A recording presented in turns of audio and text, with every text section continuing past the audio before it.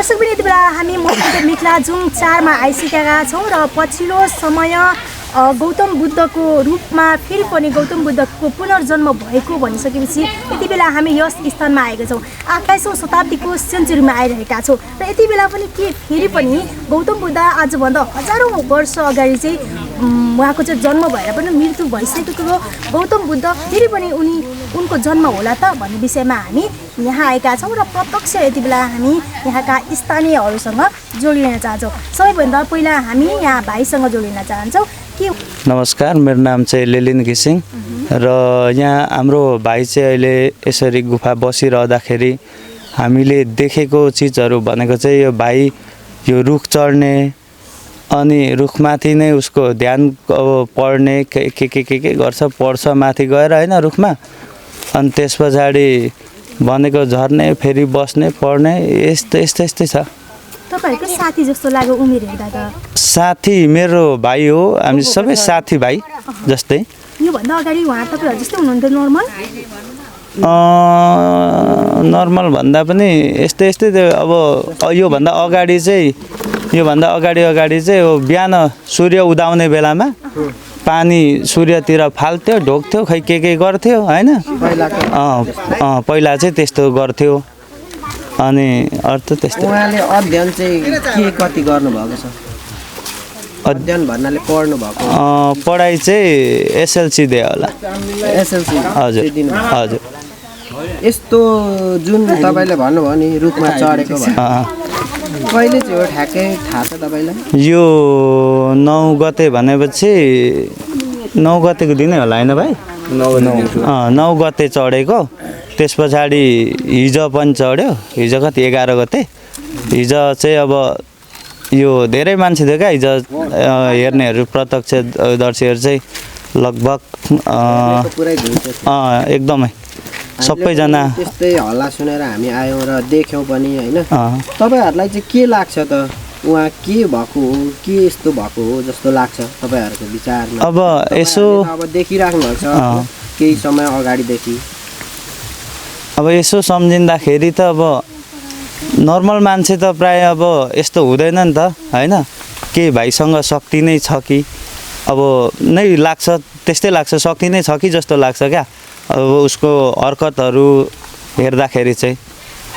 जस्तै तपाई हामी यो रुखमा चढ्न सक्छौँ त? यो विशाल आकारको रुखमा हामी त सक्दैनौँ नि चढ्नको लागि त। असम्भव हुने कुरा गरिरहनु भएको छ अहिले उहाँले। हजुर। रुखमा चढेर पनि ध्यान तपस्या गरेर एकदमै त्यो बौद्धिक ग्रन्थहरू पढिरहनु भएको छ उहाँले। मजाले आँखै अगाडि छ त्यो त सबैको। उहाँले जुन यो तपस्या गर्नुभएको छ यस्तो ज्ञान यो भन्दा अगाडि कहीँ पनि गर्नुभएको छैन बाहिर हैन? छैन, आफै हो अटोमेटिक। हुन्छ, हामी यता दाइसँग जोडिनेछ। मेरो सन्त घिसिङ। अब हामी चाहिँ अब ध्यानीको मावलीहरू भनौँ न। खासमा सुरुमा कस्तो हुन्थ्यो, के हुन्थ्यो सबै बताइदिनुहोस् न।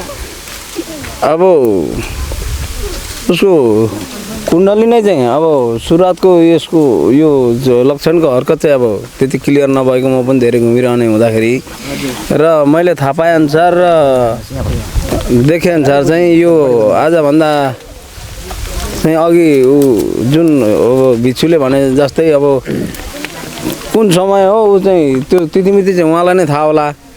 त्यतिखेरदेखि नै ऊ चाहिँ एक्कासी अब घरमा बेहोस भएको अवस्था हैन? त्यो बेहोस भएको अवस्था भएपछि चाहिँ अब हामीले चाहिँ अब गाउँघरमा हो हैन, धामी झाँक्री अब डक्टर त्यसैको खोजी हुन्छ, तर हामीले धामी चाहिँको कुरा गर्दाखेरि चाहिँ अब धामीलाई चाहिँ उहाँले चाहिँ अब बेहोस भएको मान्छे चाहिँ अब सिधा उठेर अब धामी चाहिँ प्रतिकार गर्नुभयो, बरु लामा हुन्छ भने ल्याइदिनु होला भन्ने खालको जानकारी गराउनु भयो। उहाँले भन्नुभएको थियो मलाई चाहिँ यसरी म मरिसकेको थिएँ, त्यसपछि पुनर्जन्म भएको, अर्थात् त्यसपछि चाहिँ गौतम बुद्ध मेरो शरीरमा आएर बस्नुभयो भन्ने कुरा भएको थियो। त्यतिखेर चाहिँ धामी तपाईँहरूले ल्याउनु भयो बेहोस घरमा आउँदा? होइन, धामीको चाहिँ कुरो गर्ने बित्तिकै उहाँ चाहिँ अब जसँग अब त्यो सुतेको मान्छे जुरुका उठेर अब मलाई धामी चाहिँ नल्याइदिनु होला, बरु सक्नुहुन्छ ल्याइदिनुहुन्छ भने लामा ल्याइदिए राम्रो भन्ने खालको कुरा गर्नुभयो होइन? अनि लामाको लागि उहाँकै अब ध्यानीकै अब भाइलाई अब पठाइयो, तर लामा कतै पनि नपाइएको कारणले गर्दाखेरि अनि त्यो दिन त्यतिकै छोडियो र अब बेलुकीखेरि आउँदाखेरि चाहिँ अलिक ठिक भयो जस्तो भन्ने खालको खबर पाइयो। अनि त्यहाँदेखि त्यतिकै बस्यौँ र फेरि राति साह्रो भएको कारणले गर्दाखेरि भोलिपल्टको बिहान चाहिँ आफ्नो स्वयं भाइ ध्यानीको स्वयं भाइ अब गएर चाहिँ यहाँ तल अब झारसादी भन्ने ठाउँबाट लामा ल्याइकन लामा पढाउन चाहिँ सुरु भयो। लामाले उसकै सुरुमा पढ्नुभयो र अब यी ध्यानी भिक्षुले अब आफ्नै तरिकाले पढ्नुभयो होइन। त्यस कारणले गर्दाखेरि अब त्यो हरकतदेखि चाहिँ उहाँसँग पनि अब जो कोहीले अब सामान्य मान्छेले चाहिँ त्यत्तिकै अब जुनसुकै चिज पढ्नको लागि गाह्रो हुन्छ र उहाँले चाहिँ अब त्यत्तिकै अब सरर पढिरहँदाखेरि चाहिँ उहाँसँग केही अब अदृश्य शक्तिहरू चाहिँ छ भन्ने कुरो चाहिँ त्यतिखेरैदेखि मूल्याङ्कन गरेको होइन।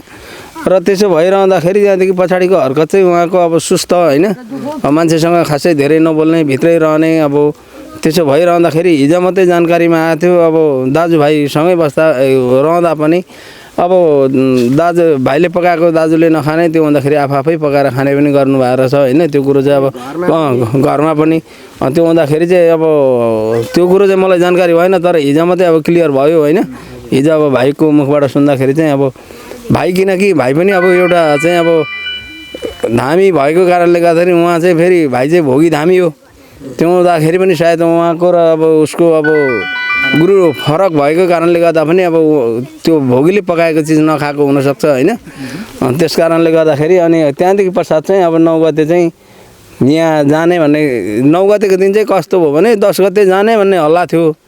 तर अब 9 गते नै उहाँले चाहिँ 81 अब उहाँलाई अब आफ्नो अदृश्य शक्तिले केही जानकारी गरायो चाहिँ अब 10 बजेभित्रमा मेरो कपाल काटिसक्नुपर्छ भन्ने कुरो उसैले जानकारी माओलीलाई गराएर माओलीले 10 बज्नुभन्दा अगाडि कपाल काटिओरी पछाडि चाहिँ उहाँ चाहिँ यहाँ आउनुभन्दा अगाडि र कपाल काटिसके पश्चात चाहिँ उहाँ सिधा यहाँ आउनुभयो होइन। यहाँ आइसक्नु भएपछि चाहिँ अब दिउँसो बाजामा अब त्यस्तो अप्ठ्यारो नहोला, अब एक्लै बस्न सक्छ भन्ने कुरोको चाहिँ अब हामीले सोच विचार गऱ्यौँ। र यहाँ आइसकेपछि लगातार उहाँ चाहिँ यो विशाल रुखमा अब चढेछन् र अब चढिसकेपछि चाहिँ अब चढ्यो भन्ने खबर पाइयो। तर अब म पनि घरमा नभएको कारणले गर्दाखेरि बेलुकी साँझ पख चाहिँ अब सबैजना लुजाउन त हेर्न भनेर आउँदाखेरि चाहिँ अब मलाई ध्यानभन्दा पनि यो रुखमा कसरी चढ्यो भन्ने कुरोको चाहिँ खण्डन जिज्ञासा भयो कि आजभन्दा अगाडि कोही पनि यहाँ अहिलेसम्म चढेको छैन, कसैले पनि हिम्मत गरेको छैन चढ्न। अनि त्यस कारणले गर्दाखेरि अनि मैले चाहिँ कुरो होइन, मैले चाहिँ अनि राति पनि आएर यहाँ भतिजोलाई टस मागेर यो कसरी गयो भनेर टसले बालेर हेरेँ र पनि यो सम्भव नहुने भएपछि अब राति क्लियर देखिएन बा कतै चढ्ने ठाउँ होला कि भन्ने भयो। अनि बिहान चाहिँ फेरि बिहानै पकाउँदाखेरि चाहिँ अब यो बिहान आउँदा चाहिँ यहाँ निरज भाइ यहीँ रहेछन् र अनि भाइसँग 2 जना भएर हेऱ्यौँ यो चढ्ने चाहिँ कतै पनि नभएको कारणले यो दैविक शक्ति चाहिँ उहाँमा छ भन्ने कुरो चाहिँ मलाई विश्वास लागेको छ होइन। नभन्दै हिजो 11 गते फेरि 11 गते पनि अब लगभग पाउने 10 बजेतिरको कुरो होला।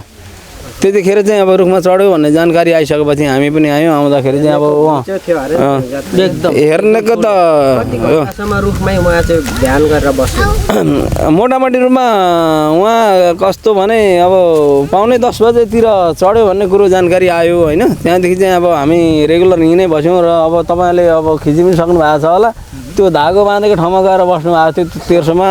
त्यो हुँदाखेरि त्यहाँ बसिओरी त्यहाँ लगभग पाउने घन्टा जतिको चाहिँ त्यहीँ ध्यान भयो होला सायद। त्यहाँदेखि पछाडि चाहिँ उहाँले चाहिँ अलिअलि वरपर सर्दै ध्यान गर्दै आउँदाखेरि लगभग 1:15 चाहिँ रह्यो होला रुखमा जस्तो लाग्छ मलाई होइन। त्यो अवस्थामा चाहिँ जुन ध्यान गरिरहेको अब रुखमाथि त अब तपाईँ हामी त आत्तिन्छौँ नि त, आत्तिन्छौँ।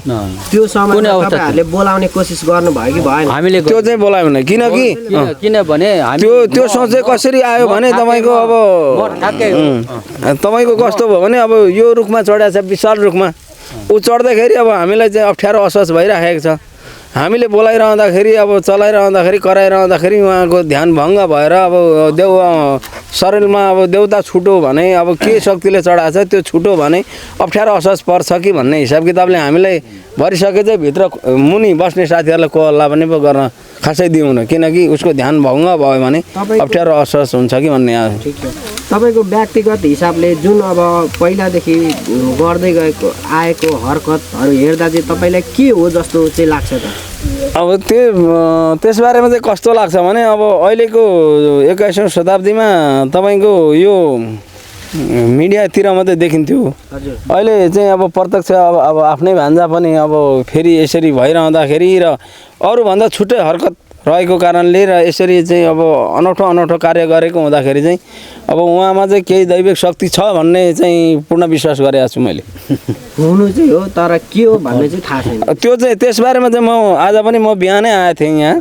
बिहानै आउँदाखेरि चाहिँ अब उहाँ नर्मल भएको कारणले गर्दाखेरि मैले सोधेँ तपाईँ चाहिँ अब तिमी कुन बाटाबाट जाँदैछौ, तिमी धामी झाँक्री हौ या लामापट्टिबाट जाँदैछौ के हो भनेर भन्दाखेरि चाहिँ उसले चाहिँ अब के पो भन्नुभयो भने देख्छु होइन यो भूमि होइन के पो भन्दै हुनुहुन्छ त्यो चाहिँ मैले बिर्स्यौँ। उहाँको पाठ छँदैछ, उहाँले एउटा पाठ उहाँले त्यो बुद्धको पनि नाम लिनु भएन र अब धामीको पनि लिनु भएन होइन। खै भूमि होइन खै के भन्नुभएको छ हौ, के अनि ऋषि भन्नुभएको छ कि उहाँले भन्नुभएको त्यो नाम चाहिँ बुद्धकै दूतमा पर्छ दाजु है त।